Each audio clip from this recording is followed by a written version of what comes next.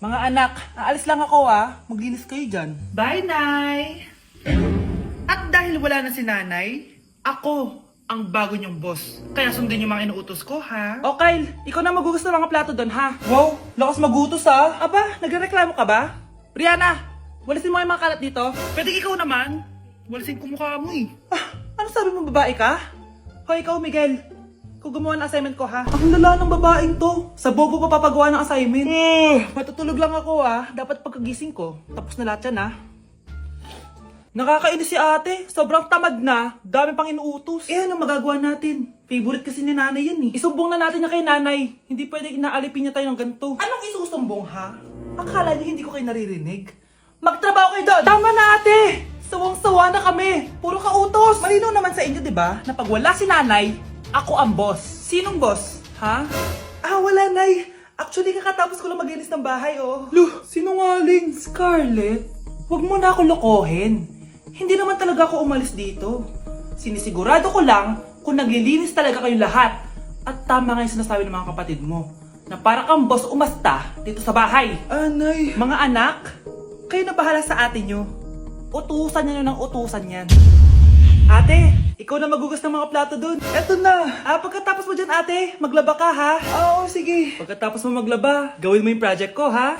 Sige boss. Lahat ng utos nyo gagawin ko. Anak? Yes po, Nay. Pupunta dito si Mayor. Talaga, Nay? Oo, anak. Kaya ikaw behave ka Huwag kang magsasalita Sige po, Nay. Sana bigyan niya tayo ng pera, pati bahay at lupa. Few moments later. Magandang hapon po. Ay, hello po, Mayor. Pumunta ako dito para sabihin na bibigyan ko kayo ng pera at saka bahay at lupa. Wow naman, Mayor!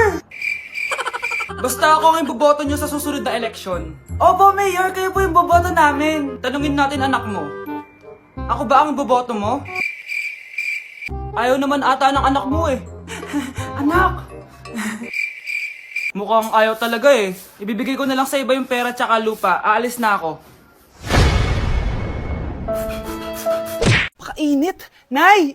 Anong ginagawa mo dyan? Pinapainit ko lang tulutuan natin. Uso kasi to anak. Uso, Nay? Bakit di na lang doon sa kusina? Sa sobrang init ng Pilipinas ngayon, ayan, pwede ka na magluto. Di ba? Tipid sa gas. Grabe! Ang talino mo, Nay. Makakatipid na ako neto. Anak, check mo nga dyan yung sinain ko. Okay na po to, Nay. Ano ba naman tong batang to? Tanghali na nakahilata pa din. Kala mo siya nagbabayad ng kuryente. A few moments later. Napakainit! Sinakpatay na electric fan! Ang init na nga sa Pilipinas, tapos mapatay pa electric fan Tay, ano yan? Ice coffee? Mainit na kape to, anak. Mainit na kape? Ang init na nga sa Pilipinas Ang perfect nga nito, anak kasi mainit tapos mainit, di ba? Negative times negative equals positive. Perfect nga, Tay. Enjoy. Hala! Late na ako! Ano to? Sinuspindi na ang face-to-face classes sa ilang paaralan sa bansa dahil sa sobrang init. Yes, makakatulog pa ako ulit. Ay, sa wakas, makakaligo na rin ako.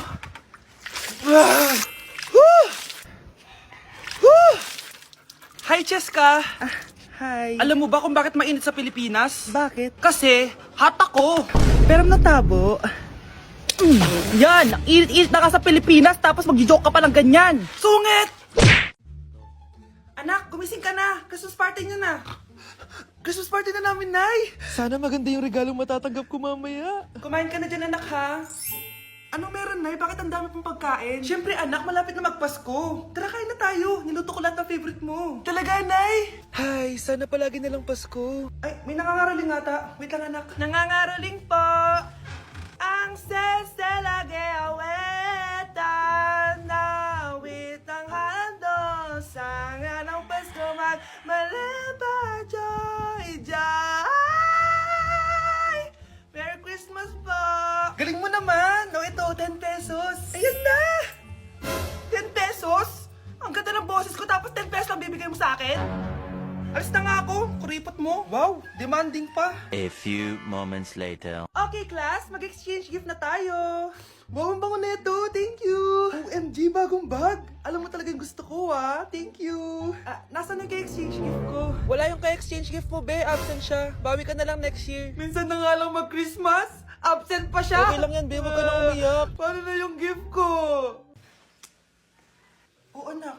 malungkot ka? Wala ako natanggap na regalo, Nay. Absent yung ka-exchange gift ko. O eto, para sa'yo anak.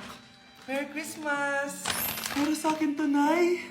Thank you. Kala ko wala na ako regalo ngayong Pasko. Siyempre naman anak, makakalimutan ba kita? Wow, ang sweet niyo naman, Mare. May fruit salad ba kayo? Pingi ko. Anak, magbabakasyon muna ako ng isang buwan. Ikaw muna magbantay ng bahay, ah. Ah, sige po, Nay. Oh, eto ang susi ng bahay. Huwag mong wawala yan, ah. Promise, di ko po wawala, Nay. Bye, anak. Few moments later. May tumatawag. Si Crush.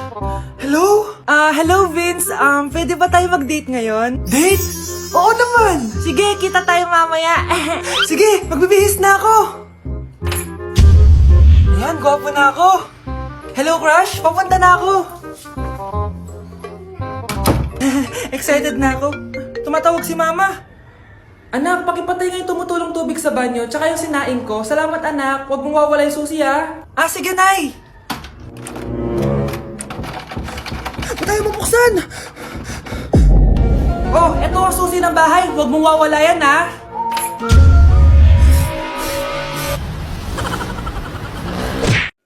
Anak, umaga na oh. Kising ka pa din? Oo, Nay. Bukas na kasi yung thesis defense namin. Kailangan ko reviewin yung mga papel namin, eh. Hay naku, baka magkasakit ka na niyan ah. Bahala na, Nay. Last naman na to. Sana makapasa na kami. Good luck anak ha, galingan nyo. Nay, na-defend namin yung thesis namin. Wow, congrats anak. Ibig sabihin, oo Nay, gagraduate na ako.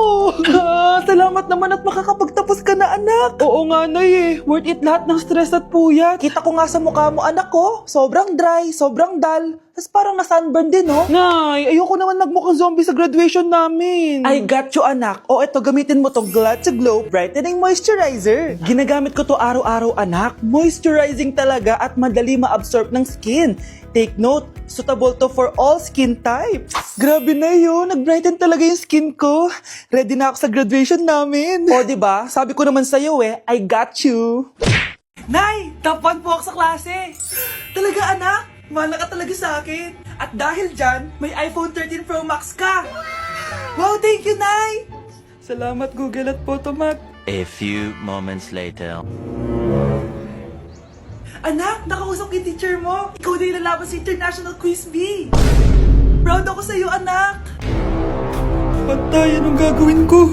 Mare, balita ko top 1 yung anak mo ah. Oo, Mare, ilalaban siya sa school nila. Wow, i-practice na natin yan, Mare. Pag nasagot niya to, may 500 siya. Anak, punta ka nga dito. Ano po yun, Nay? Pag nasagot mo yun, may 500 ka. Ah, sige po, Nay. Charan!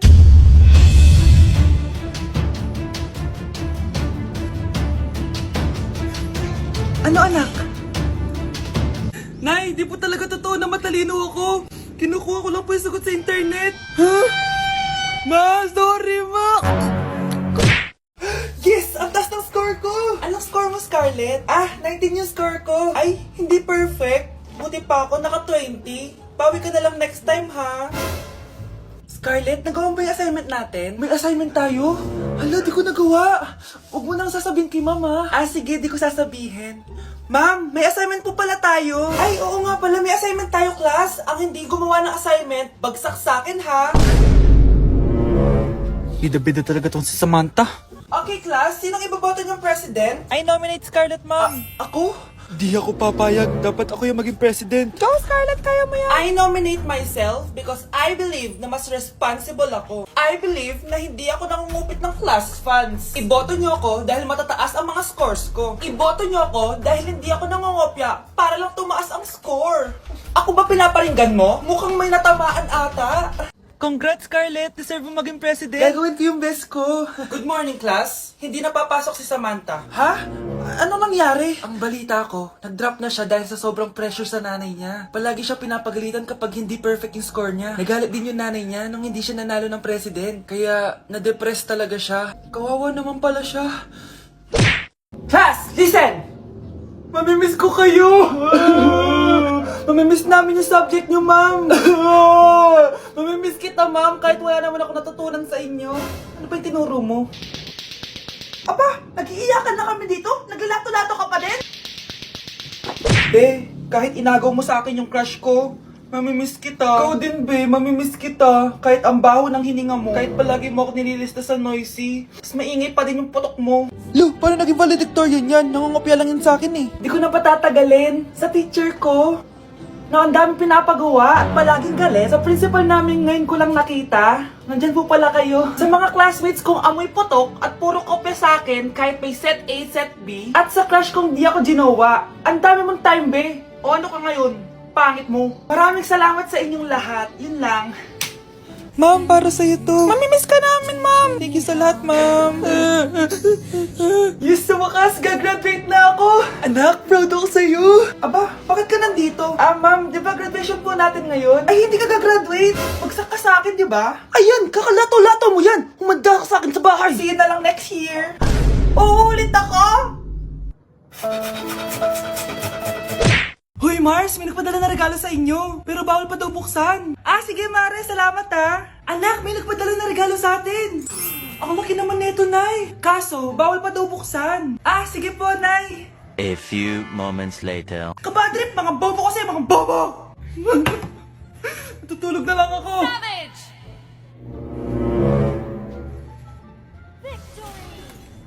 Yes, panalo. May tao dito.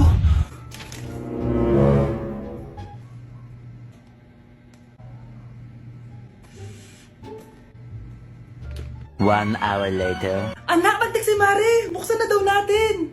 Sige po, Nay. Bubuksan ko na. 1, 2, 3. Surprise! Sakit Ay, sorry. Han? Han, I miss you. I miss you, Han. Managinip lang. Hoy, saan mo dadalhin yan? Itatapon ko na po, Nay. Wag! Akin na yan! Asan na yun? Bakit basura naman neto? Nandito tatay mo, diba? Nung pinagsasabi niya, Nay, nasa ibang bansa si tatay. Hindi ba, Nay? Hindi ba?